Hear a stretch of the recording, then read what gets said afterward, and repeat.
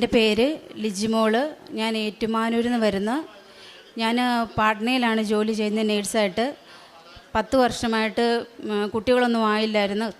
ഒരു 3 വർഷത്തോളം ട്രീറ്റ്മെൻറ്റൊക്കെ ചെയ്തു. എന്നിട്ടും ഫലമൊന്നും ഉണ്ടായില്ല. പള്ളികളിലൊക്കെ പോയി പ്രാർത്ഥിക്കുകയൊക്കെ ചെയ്തു. അന്ന് എനിക്ക് നല്ലതായിട്ട് പ്രാർത്ഥനയൊന്നും ഇല്ലായിരുന്നു. എന്നാലും നമ്മുടെ ആവശ്യങ്ങളാണെന്നല്ലോ എന്ന് വിചാരിച്ചിട്ട് ഞാനിങ്ങനെ പ്രാർത്ഥിക്കുമായിരുന്നു.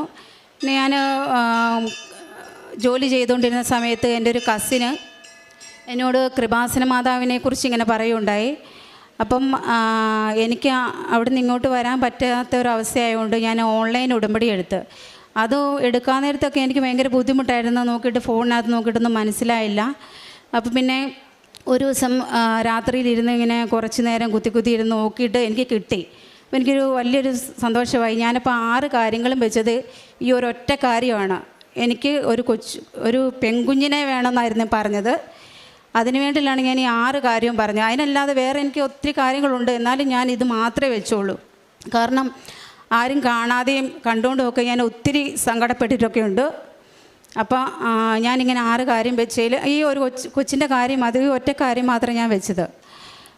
അന്നേരം ഇപ്പോൾ ഞാൻ മാതാവിനോട് പറഞ്ഞിട്ടുണ്ടായിരുന്നു, ഞാൻ ഇത് വെക്കുമ്പോഴത്തേക്ക് എനിക്കൊരു അടയാളം തരണം. അതായത് എനിക്ക് ഒരു കുഞ്ഞുണ്ടാകും എന്നുള്ളൊരു അടയാളം തരണമെന്ന് പറഞ്ഞു. അപ്പം 2022 ജൂൺ ലാസ്റ്റ് ഞാൻ ഉടമ്പടി എടുത്തതിൻ്റെ ഫലമായിട്ട് ഞാൻ പ്രതീക്ഷ പ്രാർത്ഥനയൊക്കെ ചൊല്ലി രാത്രി കിടന്നു. രാവിലെ ആയപ്പോഴത്തേക്ക് ഞാൻ വെളുപ്പിനെ സ്വപ്നം കണ്ട് ഞാൻ ഒരു കുഞ്ഞിനെ ആയിട്ട് ഇവിടെ കിടക്കുന്നത്, അതായത് പ്രസവിച്ച് കിടക്കുന്നതാണ് സ്വപ്നം കണ്ടത്. അപ്പോൾ എനിക്ക് ഒത്തിരി സന്തോഷമായി. ഞാൻ എല്ലായിടത്തും വീട്ടുകാരുടെ അടുത്തൊക്കെ പറയുകയൊക്കെ ചെയ്തു. പിന്നെ അങ്ങനെ ഒത്തിരി പ്രാർത്ഥിച്ച് കഴിഞ്ഞപ്പോഴത്തേക്കാണ് എൻ്റെ ഹസ്ബൻഡിനെ വിളിക്കണമല്ലോ, പാട്നയിലാണ്.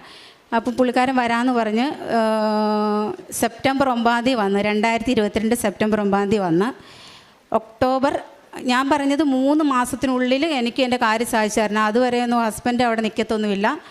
അപ്പം സെപ്റ്റംബറിൽ 9 വന്ന്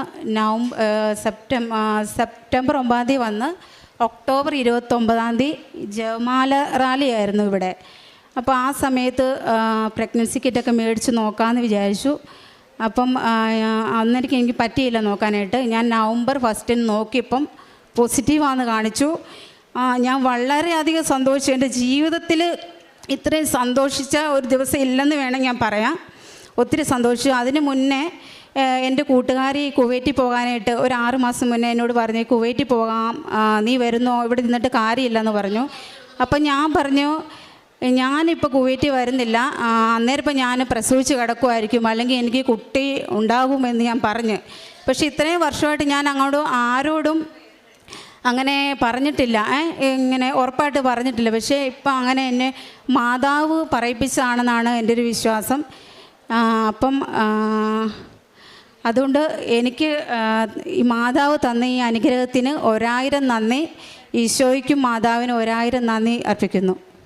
കരങ്ങളടിച്ച് നമുക്ക് ദൈവത്തിൻ്റെ നാമം മഹത്വപ്പെടുത്താം. എൻ്റെ മോളുടെ പേര് ഏഞ്ചൽ മരിയ റിജു എന്നാണ്.